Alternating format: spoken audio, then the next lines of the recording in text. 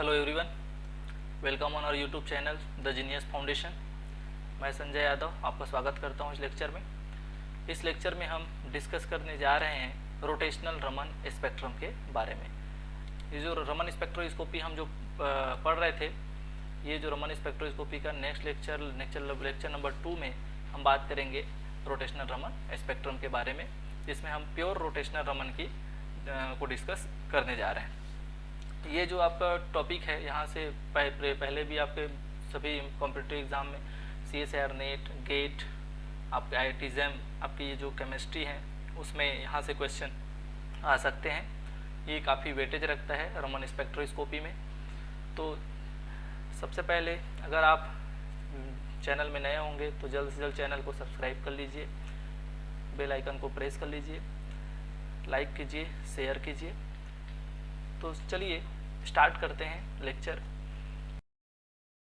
सबसे पहले ध्यान दीजिए, हम बात करेंगे energy expression for rotational Raman spectrum.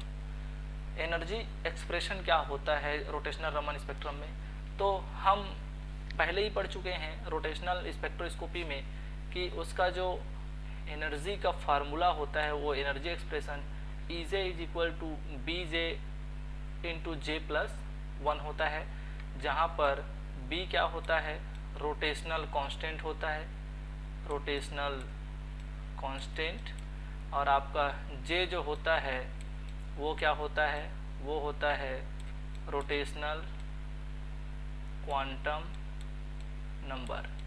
ये क्या होता है आपका रोटेशनल क्वांटम नंबर।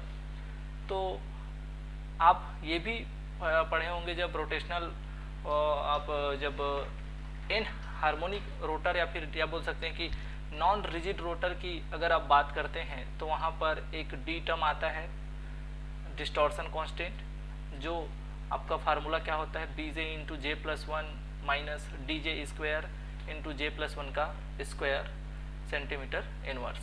लेकिन अगर हम उस डिस्टॉर्शन कांस्टेंट D को अगर एलिमिनेट कर देते हैं तो हमारा एनर्जी एक्सप्रेशन क्या आता है, EJ into BJ into J+1, जो कि प्योर रोटेशन या फिर प्योर रिजिड रोटर के लिए एप्लीकेबल होता है। क्लियर है? तो ये हुई बात energy expressions of different rotational level. अब सिलेक्शन रूल की बात करते हैं। तो हम सिलेक्शन रूल क्या पढ़ते हैं जनरली, अगर रोटेशनल स्पेक्ट्रोस्कोपी या माइक्रोवेव स्पेक्ट्रोस्कोपी में हम सिलेक्शन रूल बात करते हैं तो याद होगा आपको कि वो क्या होता है, del J is equal to +-1, del J is equal to +-1। तो ना तो वहाँ पर आपको del J is equal to 0 दिखा था, ना ही आपको del J is equal to +-2 दिखा था रोटेशनल स्पेक्ट्रोस्कोपी की अगर बात करते हैं तो।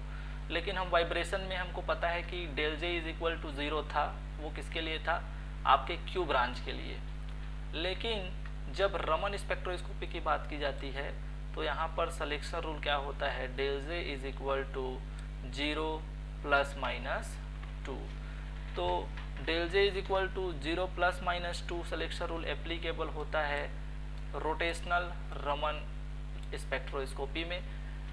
अगर हम बात करें किसके लिए 0 होगा डेल J और किसके लिए +-2 होगा, तो ध्यान दीजिए यहाँ पर ये जो आपका 0 होता है वो होता है रेले स्कैटरिंग के लिए। क्या होता है, किसके लिए, रेले स्कैटरिंग जो होता है आपका, रेले स्कैटरिंग, उसके लिए आपका del J is equal to 0 होता है। और del J is equal to अगर 0 को अगर छोड़ दिया जाए तो यहाँ पर del J is equal to -2 और del J is equal to +2, ये किसके लिए होता है, तो del J is equal to -2 ये होता है इस टाइप के ट्रांजिशंस के लिए जो स्टोक्स लाइन के लिए रिस्पॉन्सिबल होते हैं।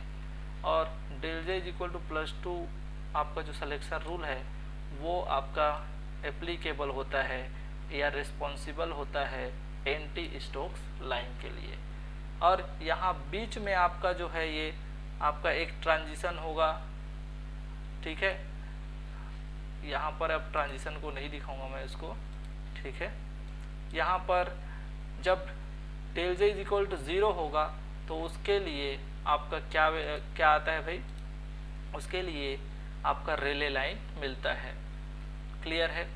तो ये बात हुई आपके सिलेक्शन रूल की, एनर्जी एक्सप्रेशन की। आगे बढ़ते हैं। देखिए सिलेक्शन रूल, ये जो आपका del J is equal to 0 और प्लस माइनस 2 था, तो अभी हम बात करते हैं प्रीवियस स्लाइड में कि del J is equal to 0 होता है, वो किसके लिए रिस्पॉन्सिबल होता है, वो होता है आपका रेले लाइन के लिए। ठीक है, जब सेम जे लेवल में ट्रांजिशन होता है तो उसको बोलते हैं रेले लाइन, या फिर इसके लिए mu 0 is equal to mu S होता है। दोनों ही स्कैटर्ड रेडिएशन और आपका इंसिडेंट रेडिएशन दोनों की फ्रीक्वेंसी सेम होती है। लेकिन अगर हमारा del J is equal to plus minus 2 होता है तो ये प्लस माइनस 2 के लिए आपका जो लाइन मिलता है उसको बोलते हैं रमन लाइन।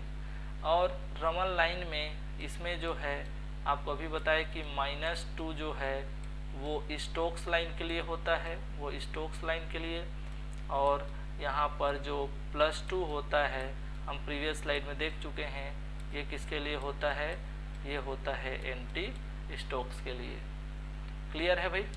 तो ये बात हुई सिलेक्शन रूल की, क्योंकि इस सिलेक्शन रूल के लिए कौन सा लाइन आपको अपीयर होगा रमन रोटेशनल रमन स्पेक्ट्रोस्कोपी में। चलिए अब बात करते हैं रमन शिफ्ट की।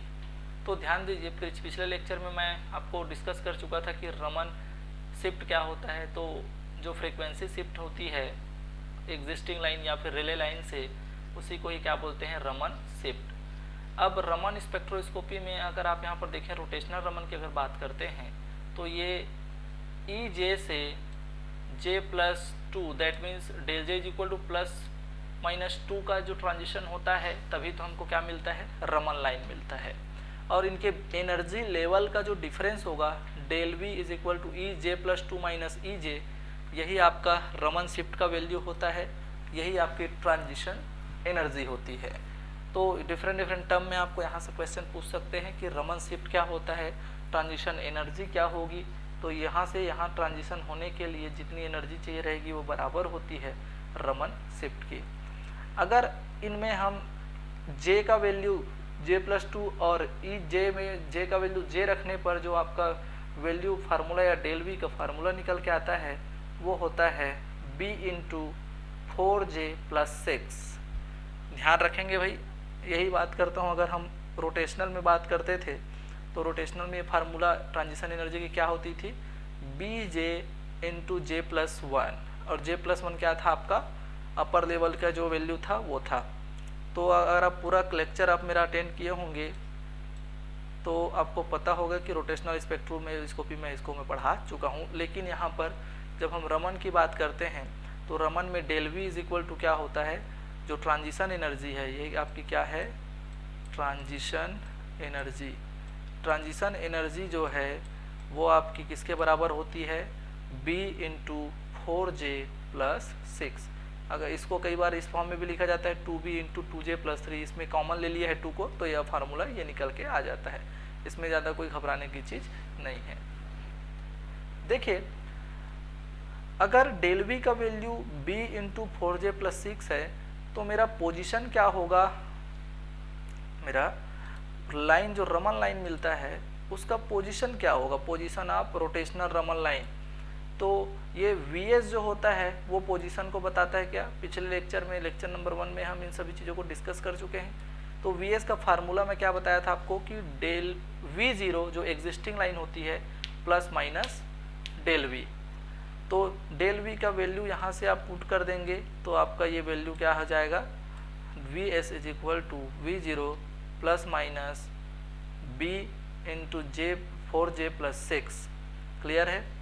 तो यहाँ पर देखिए अगर बात करें ये प्लस माइनस में तो ये निगेटिव वैल्यू जो है, ये निगेटिव वैल्यू जो है आपका, ये निगेटिव वैल्यू आपके लिए रिस्पॉन्सिबल है स्टोक्स लाइन के लिए। आप यहाँ पर फार्मूले में निगेटिव रख दीजिए, that is V0 - B × 4J+6 करने से आपको स्टोक्स लाइन का पोजीशन मिल जाएगा। और निगेटिव के जगह में इधर पॉजिटिव रखने पर आपका वैल्यू जो है पोजीशन ऑफ एंटी स्टोक्स का आपको पता चल जाएगा। तो यहाँ पर प्लस है आपके किसके लिए, एंटी स्टोक्स के लिए, और माइनस है वो है आपका स्टोक्स लाइन के लिए। चलिए तो नेक्स्ट स्लाइड में है, यहाँ पर हम देख रहे हैं pure rotational Raman spectrum of linear molecule. यहाँ पर मैं आपका जो रमन स्पेक्ट्रम है, pure rotational Raman spectrum linear molecule के लिए, उसको मैं यहाँ पर डिस्क्राइब किया हूँ।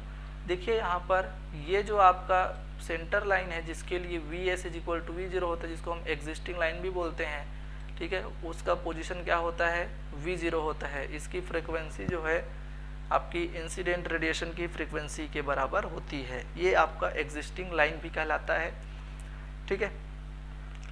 यहाँ पर लेफ्ट हैंड साइड में मैं पोजीशन ऑफ स्टोक्स लाइन दिखाया हूँ, और आपका राइट साइड में position of anti Stokes line को रिप्रेजेंट किया गया है, क्योंकि एनर्जी का जो आपका सीक्वेंस है वो बाएं से दाएं, लेफ्ट टू राइट जो है सेंटीमीटर इनवर्स में वेव नंबर को बढ़ते हुए क्रम में लेफ्ट टू राइट यहाँ पर मेंशन किया है। तो एंटी स्टोक्स लाइन इसमें कहाँ आते हैं, राइट साइड आते हैं, और स्टोक्स लाइन कहाँ आते हैं, लेफ्ट हैंड साइड में। तो क्या मैं ये जो आपका पहला J1 के लिए जो आपका, सॉरी यहाँ पर आप ध्यान देंगे ये थोड़ा सा गलत है, ये जो है आपका J इज इक्वल टू 0 होगा, J इज इक्वल टू 1 होगा, J इज इक्वल टू 2 होगा, और ये J इज इक्वल टू 3 और J इज इक्वल टू 4। आप सुधार लेंगे, ये कहाँ से चालू होगा, ये 0 से स्टार्ट होगा, ये 2 से 1, ये आपका 1 हो जाएगा, ये 2 हो जाएगा, और ये 3 हो जाएगा, और ये 4 हो जाएगा। ये टाइपिंग मिस्टेक है, ठीक है। तो J is equal to 0, J is equal to 1, J is equal to 2, ये डिफरेंट टाइप के J के वैल्यू के लिए आपका जो है पोजीशन आएगा Vs, उसको रिप्रेजेंट कर रहा है। तो यहाँ पर देखिए, अगर मैं सबसे पहला J इज इक्वल टू 0 लेता हूँ, तो देखिए इसको सॉल्व करूँगा तो V0 minus B 4J, J का 0 वैल्यू तो 0 प्लस 6, तो ये 6 भी आएगा क्या। तो देखिए एग्जिस्टिंग लाइन से या जो रिले लाइन है उससे आपके फर्स्ट लाइन की दूरी कितनी है, 6B। अब J इज इक्वल टू आप 1 रख दीजिए, और J इज इक्वल टू जब आप 1 रखेंगे तो वहाँ पर ये आपका क्या हो जाएगा, B J is equal to 1 रखेंगे तो 4 plus 6 is equal to 10B। तो यहाँ से यहाँ तक आपका जो है ये रिले लाइन से ये आपका जो सेकेंड स्टोक्स लाइन की दूरी जो है वो कितनी है, वो है 10B। वैसे ही सेम एंटी स्टोक्स के लिए भी है, पहला एंटी स्टोक्स और रिले लाइन के बीच की दूरी जो है 6B है। अंतर क्या है कि V0 से 6B ज़्यादा होगा इनका पोजीशन, देख लीजिए, प्लस करूँगा, जोड़ दिया हूँ, और माइनस करूँगा तो स्टोक्स लाइन, क्योंकि ये जो है V0 से माइनस 6B आपका फर्स्ट लाइन रहता है, सेकेंड लाइन माइनस 10B होता है, तो आप माइनस कर देंगे स्टोक्स लाइन के लिए और प्लस कर देंगे एंटी स्टोक्स लाइन के लिए। तो ये J इज इक्वल टू 0 के लिए मेरे को first Stokes line, second Stokes line, J is equal to 1 के लिए, 2 के लिए थर्ड स्टोक्स लाइन। वैसे ही आपका एंटी स्टोक्स लाइन भी होता है, first anti Stokes line, second anti Stokes line. तो यहाँ पर मैं आपको समराइज कर सकता हूँ क्या कि अगर मैं ध्यान दूँ, इसको थोड़ा सा मैं मिटा रहा हूँ क्योंकि मेरे को आपको अच्छे से यहाँ पर समझाना है बोल के। तो ध्यान दीजिए, देखिए यहाँ पर अगर मैं ये बोलूँ कि एग्जिस्टिंग लाइन या रिले लाइन से आपका पहला स्टोक्स लाइन या सेकेंड स्टोक्स लाइन कितने बीच का आपका गैप होता है, इनके बीच 6B का गैप होता है। क्लियर है, ठीक है, इसको आप नोट करते जाएंगे आप अपने नोटबुक में। वैसे ही अगर मैं बात करूं रिले लाइन से सेकंड स्टोक्स लाइन या सेकंड एंटी स्टोक्स लाइन की दूरी कितनी है, तो ये है आपका यहाँ से यहाँ तक 10, ये है आपका 10B। तो 10B जो है सेकंड के लिए, तो आप जोड़ते जाएंगे तो आपको नेक्स्ट लाइन का, तो ये 14B पर कौन है, थर्ड। अब यहाँ से सेकंड स्टेटमेंट क्या बनता है कि सभी जो स्टोक्स लाइन और एंटी स्टोक्स लाइन होते हैं एक दूसरे में सक्सेसिव, जो आपका स्टोक्स लाइन और एंटी स्टोक्स लाइन होता है उनके बीच का गैप सेम होता है और उसका वैल्यू क्या होता है 4b। वैसे ही एंटी स्टोक्स लाइन भी, उनके भी दो एंटी स्टोक्स लाइन के बीच का गैप क्या होता है 4b। तो हम ये बोल सकते हैं कि एंटी स्टोक्स लाइन और स्टोक्स लाइन में दो सक्सेसिव जो आपका लाइन होता है उनके बीच का गैप कितना होता है 4b। लेकिन आप ध्यान रखेंगे कि पहला स्टोक्स लाइन और पहला एंटी स्टोक्स लाइन और रेले लाइन के बीच की दूरी जो है वो कितनी होती है 6b। यहीं से आपका मोस्टली क्वेश्चन पूछा जाता है। ठीक है, आई होप कि आपको समझ आ गया होगा। चलिए बात करते हैं। देखिए यहाँ पर मैं एक बार फिर से आपको यहाँ पर ट्रांजिशन एनर्जी या फिर जो रमन शिफ्ट है उसके बारे में बता रहा हूँ। ठीक है, क्योंकि यहाँ पर मैं सीधा आपको mth लाइन की पोजीशंस या जो आपके रमन शिफ्ट फ्रीक्वेंसी शिफ्ट है उसके पोजीशन को कैलकुलेट करने का तरीका आपको बताऊंगा। देखिए आप रमन शिफ्ट बराबर पहले ही पढ़ चुके हैं कि del V is equal to क्या होता है B4J + 6। अब ये जो B4J + 6 है ये आपका बराबर होगा B × 4m + 2 के। ये एक इम्पॉर्टेंट कॉन्सेप्ट है, ये एक ऐसा ट्रिक है जहाँ से m इज बराबर क्या है, m is number of line. सीधा आपको अगर कोई पूछता है कि mth नंबर का जो स्टोक्स लाइन या mth नंबर का जो एंटी स्टोक्स लाइन है, जैसे 5वें 6वें 7वें नंबर का जो लाइन है उनके लिए जो फ्रीक्वेंसी शिफ्ट है या जो रमन शिफ्ट है उसका वैल्यू बताइए कि रेले लाइन से कितनी दूरी पर वो आपके प्रेजेंट्स हैं। तो उसके लिए क्या होता है, डायरेक्ट फार्मूला है आपका B × 4m + 2। यहाँ पर आपको J का वैल्यू नहीं दिया रहेगा, सीधा लाइन दिया रहेगा कि 5th स्टोक्स लाइन है, 5th स्टोक्स लाइन है या फिर 5th एंटी स्टोक्स लाइन है, उसका पोजीशन बताओ। तो आप 5th लाइन पूछ रहे नंबर, तो m इज इक्वल टू आप 5 रख करके 5 × 20 + 2 22b पर आप बता सकते हैं कि डेल वी का वैल्यू 20b पर है। इतनी रमन शिफ्ट वहाँ पर है वैल्यू। क्लियर है भाई? तो देखिए यहाँ पर हम टेबल के माध्यम से आपको यहाँ पर समझने की कोशिश करते हैं इसको। तो ये जो है आपका, देखिए यहाँ पर ये मैं एक टेबल बनाया हूँ, इसमें नंबर ऑफ रमन लाइन जो है, जैसे कि अगर मैं 1 रखता हूँ कि मेरा फर्स्ट लाइन जो है रमन का वो कहाँ पर आएगा, तो उनके जो सक्सेसिव लाइन की जो पोजीशन है, position of Raman line from existing line V0, तो V0 से कितनी दूरी पर आपका प्रेजेंस है वो रमन लाइन, उसको हम m इज इक्वल टू पहला, अगर पहला रमन लाइन की बात करूँ कि कितनी दूरी पर प्रेजेंस है तो आप m इज इक्वल टू 1 रख दीजिए। और m इज इक्वल टू जब 1 रखेंगे तो उसका गैप जो है क्या हो जाएगा 6b। तो देखिए यहाँ पर ये डेल जे जो लिखा है, थोड़ा सा आप टर्म को थोड़ा सा वो करेंगे। यहाँ पर हम जनरली इसको डेल वी के टर्म में हम यहाँ पर डिस्कस करते आ रहे हैं। तो del V is equal to क्या होगा B × 4J + 6।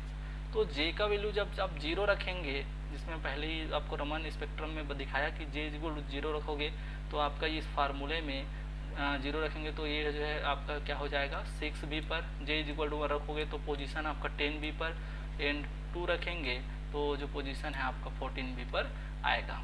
क्लियर है? लेकिन ये तो बात हुई जब हमको J का वैल्यू गिवन रहेगा। लेकिन दिक्कत कहाँ होगी कि जब सीधा हमको ये पूछ दे J का वैल्यू नहीं दिया है और वो 5वां रमन लाइन, 4था रमन लाइन, 10वां रमन लाइन, 50 रमन लाइन आपका कहाँ पर मिलेगा। तो आपके लिए फार्मूला है कि m का वैल्यू आप 15 रखेंगे या m का वैल्यू जब 50 रखेंगे, m का वैल्यू जब आप 10 रखेंगे तो सीधे उस 10th लाइन का पोजीशन को, जो आपका डेल वी है, उस सेपरेशन को, उस जो आपका रेले लाइन से जो दूरी है उस रमन लाइन की, उसको वो बता देगा। तो 1 रखेंगे तो आपको 1 कहाँ पर मिलेगा 6b। तो देखिए पहला लाइन हमको पता है कि रेले लाइन से जो डिफरेंस है वो कितना होता है 6b, दूसरे का कितना होता है 10b। तो इस फार्मूले में देखो मैं 2 रखा तो मेरे को उसका जो है डेल वी मिल गया 10b। थर्ड रखूंगा n इज इक्वल टू 3 तो थर्ड लाइन जो है 14b। वैसे ही सेम आपका इस एंटी स्टोक्स लाइन के लिए भी पहला 6b का गैप, दूसरा जो है 10b का गैप, तीसरा जो 14b का गैप। तो क्यों ना हम यहाँ पर एक कॉन्सेप्ट जनरेट कर देते हैं कि अगर हम m का mth लाइन अगर पूछता है पोजीशन हमको mth लाइन का, तो ये फार्मूला हो जाएगा B × 4m + 2, जहाँ पर m हमारा नंबर ऑफ लाइन होगा जो हमसे वो पूछ रहा होगा।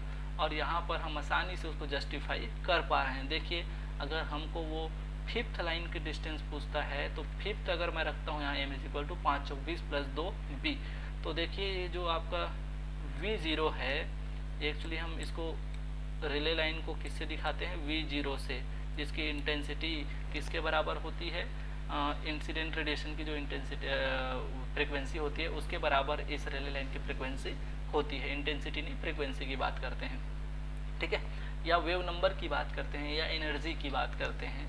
चलिए, तो यहाँ से जो रिले लाइन की पोजीशन है और फिफ्थ लाइन की जो पोजीशन है, क्या आपको इसका जो डेल वी का गैप है, क्या इसका जो डेल वी का गैप है 22b दिख रहा है? बिल्कुल, ये जो है 22b के बराबर है, और जिसको मैं m इज इक्वल टू आपका जब 5 रखूँगा तो इस फार्मूले से मेरा जस्टिफाई हो रहा है। तो ये बात हुई कि अगर हमारा m दिया है, that is number of line दिया है, तो भी हम डेल वी का वैल्यू पता लगा पाएँ, और अगर हमको क्या दिया है, j दिया है, रोटेशनल कांस्टेंट का वैल्यू दिया है, तो भी हम डेल वी का वैल्यू पता लगा पाएँ। क्योंकि अगर हम डेल वी पता लगाएंगे तभी हम उस v जो आपका रमन लाइन है, स्टोक्स या एंटी स्टोक्स लाइन, जिसे हम vs position of Raman line दिखाते हैं, वो उसमें हम डेल वी का वैल्यू रख के उसका एग्जैक्ट पोजीशन बता सकते हैं। फार्मूला क्या होता है आपका, vs is equal to v0 plus minus del v plus minus del v। तो ध्यान दीजिए, ये फार्मूला में डेल वी है, तो डेल वी का पोजीशन भी हमको कैलकुलेट करना आना चाहिए, बहुत इंपॉर्टेंट है। अगर हमको डेल वी कैलकुलेट करने नहीं आएगा तो हम इस क्वेश्चन को, या जब हमको पोजीशन पूछेगा स्टोक्स या एंटी स्टोक्स लाइन का, तो हम उसको कैलकुलेट नहीं कर पाएंगे। तो ये काफ़ी इंपॉर्टेंट फार्मूला है, ये आपका कॉन्सेप्ट बहुत ही इंपॉर्टेंट है। आप सीधे तरीके से आप सीधा डेल वी का वैल्यू पता लगा सकते हैं, ठीक है। चलिए बात करते हैं नेक्स्ट स्लाइड की।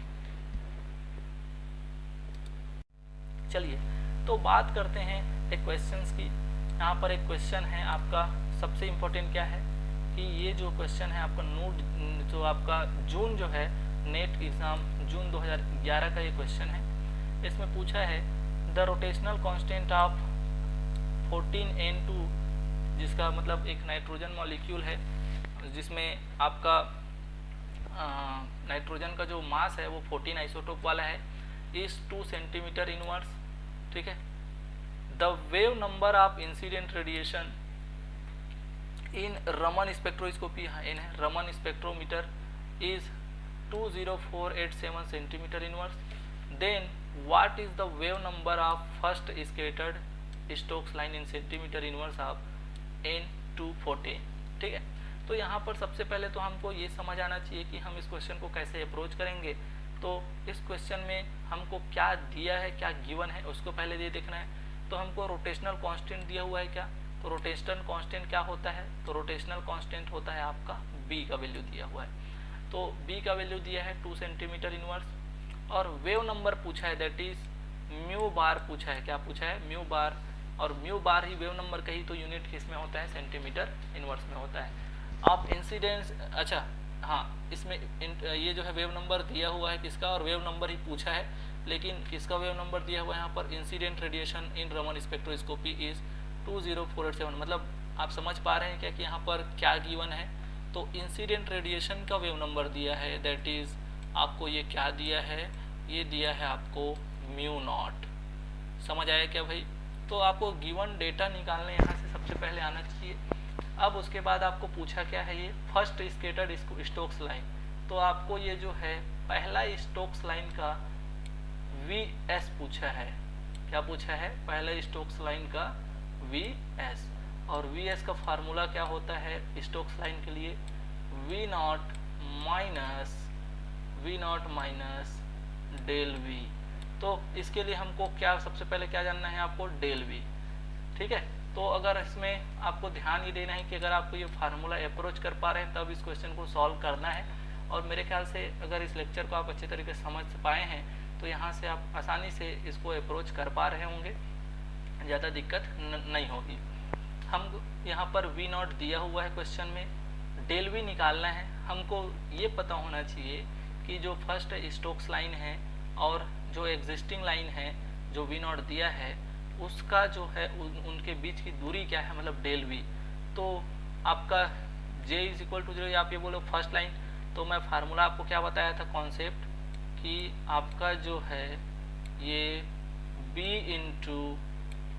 इंटू 4m प्लस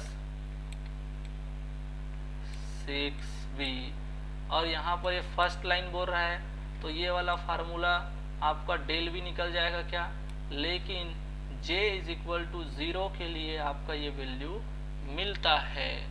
तो इतना आपको कॉम्प्लिकेटेड तरीके से नहीं जाना है, आप सिंपल सा क्या कीजिए, आपको पता होना चाहिए कि फर्स्ट स्टोक्स लाइन और यहाँ पर, अच्छा इसको देख ध्यान देना, इसको ये 4j प्लस 6 होता है ना, j is equal to 0, j is equal to 0 रखोगे तो आपका वैल्यू मिल जाएगा, ठीक है।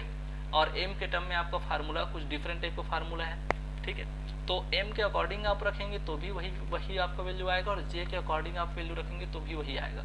अंतर क्या है, आपको j का वैल्यू पता होना चाहिए, पहला Stokes line j equal to 0 के लिए मिलता है। मैं इतना अगर एज ए स्टूडेंट मैं अगर बात करूँ तो यहाँ पर मैं इसको सीधा डायग्राम पे जाऊँगा, और अगर सॉल्यूशन आपको दिखाऊँ तो देखो मेरे को पता है कि डायग्राम ये होता है, उसका जो है आपका rotational Raman, pure rotational Raman spectrum के लिए ये आपका जो है स्पेक्ट्रम मिलता है। इसमें आपको पता है कि जो रेले स्कैटरिंग है और आपका जो रेले लाइन और फर्स्ट स्टोक्स लाइन के बीच की जो गैप है वो कितनी होती है, 6b। तो डेल वी का वैल्यू मेरे को पता चल गया कि ये 6b होता है, क्या होता है 6b। तो आपको पूछा क्या है, ये यहाँ इसका पोजीशन तो पूछा है क्या, फर्स्ट स्टोक्स लाइन का पोजीशन, तो vs first Stokes line vs1 पूछा है is equal to v0 minus del V first, और मेरे को पता है कि डेल वी फर्स्ट क्या होता है, इनके बीच फर्स्ट स्टोक्स लाइन और आपका जो रेले लाइन है उनके बीच 6b का गैप होता है। और मेरे क्वेश्चन में गिवन क्या है, b का जो वैल्यू दिया है वो दिया है 2 सेंटीमीटर इनवर्स, और इसको सॉल्व करूँगा तो ये जो आपका v0 गिवन है, चूँकि यहाँ पर इंसिडेंट रेडिएशन की वेव नंबर दिया हुआ है v0 सेंटीमीटर इनवर्स में 20487 क्वेश्चन में दिया हुआ है, ठीक है। तो वहाँ से मैं v0 का वैल्यू रख दूंगा और उसको घटा दूंगा, 6 into 2 centimetre inverse equal to 12 centimetre inverse, तो मेरा आंसर आ जाएगा vs is equal to 20475। Clear है, ठीक है भाई। तो ये होती है आपकी क्वेश्चन अप्रोच करने के तरीके। आप डायग्राम याद रखिए, आपको आसानी से गैप दिखेंगे, उनका वैल्यू पोजीशन पता होगा और आपको b का वैल्यू पहचानना है, फिर आपके लिए काफ़ी आसान हो जाता है इस टाइप का क्वेश्चन को सॉल्व करना। तो मेरा आंसर क्या होगा 20475, b आपका क्या हो जाएगा आंसर। तो देखिए अगर मैं बात करूं तो ये 20487 है, ठीक है। और 20 इसको मैं थोड़ा सा मिटा रहा हूँ ताकि मैं थोड़ा सा आपको कुछ और चीज़ें यहाँ पर थोड़ा सा डिस्कस कर सकूँ, ठीक है। देखिए यहाँ पर ये क्वेश्चन में जो रेले लाइन की जो पोजीशन है 20487 है, आपको पूछा क्या है स्टोक्स लाइन। तो पहले तो आपको यही पर आपको ध्यान देना है कि इसका जो पोजीशन होता है वो आपका रेले लाइन से लेफ्ट साइड होता है, मतलब उससे पहले होता है। तो ये वैल्यू जो है रेले लाइन आपका आंसर जो है 20487 से छोटा होना चाहिए। क्लियर है क्या भाई। तो देखिए ये 20487 है और ये 20499, तो उससे बड़ा है क्या, तो ये तो एंटी स्टोक्स लाइन का पोजीशन होगा। तो ये आपका ऑप्शन बढ़िया अच्छे से तैयार किया गया था कि आप इसको माइनस ना करके प्लस करें, और प्लस करोगे तो आपका वैल्यू जो है उससे ज़्यादा आएगा। तो ये आपको समझना है कि ये आंसर और ये वाला 495 वाला आंसर तो आएगा ही नहीं। क्यों, क्योंकि ये तो रिले लाइन के बाद की वैल्यू है और ये तो एंटी स्टोक्स का पोजीशन होता है। तो स्टोक्स पूछा है तो ये दोनों तो होंगे ही नहीं। तो आपका आंसर या तो 20479 होता या 20475 होता। तो ये पूछ रहा था कि आप 4b से घटाते हैं कि 6b से घटाते हैं। तो क्वेश्चन बहुत नॉर्मल होता है, आपको सिर्फ ये थोड़ा सा ट्रिकी वे में इसको पूछ लेता है और हम इसको गलत कर देते हैं। तो आपको थोड़ा कॉमन सेंस और कॉन्सेप्ट को क्रिस्टल क्लियर रखना है ताकि आपके ऐसे क्वेश्चन जो है बिल्कुल मिसकॉन्सेप्चुअल ढंग से या गलत आप ना करें, नेगेटिव मार्किंग आप ना करें। क्लियर है। तो ये बात हुई इसके प्रीवियस ईयर क्वेश्चंस की। आई होप कि आपको वीडियो जो है समझ आया होगा। जो कॉन्सेप्ट मैंने बताए हैं प्योर रोटेशनल रमन के लिए वो चीज़ें आपको अच्छे से ध्यान में आई होंगी। So guys, thanks for your watching. अगर चैनल को अभी तक आपने सब्सक्राइब नहीं किया है तो जल्द से जल्द चैनल को सब्सक्राइब कर लीजिए, लाइक कीजिए, ज़्यादा से ज़्यादा शेयर कीजिए। और अगर आपको किसी भी तरीके से अगर आपको डाउट है इस लेक्चर में तो आप कमेंट कर सकते हैं। हम कोशिश करेंगे कि जल्द से जल्द आपके प्रॉब्लम को रिजॉल्व करेंगे। सो गाइस, स्टे ट्यून, मिलते हैं नेक्स्ट लेक्चर में। Thank you for watching.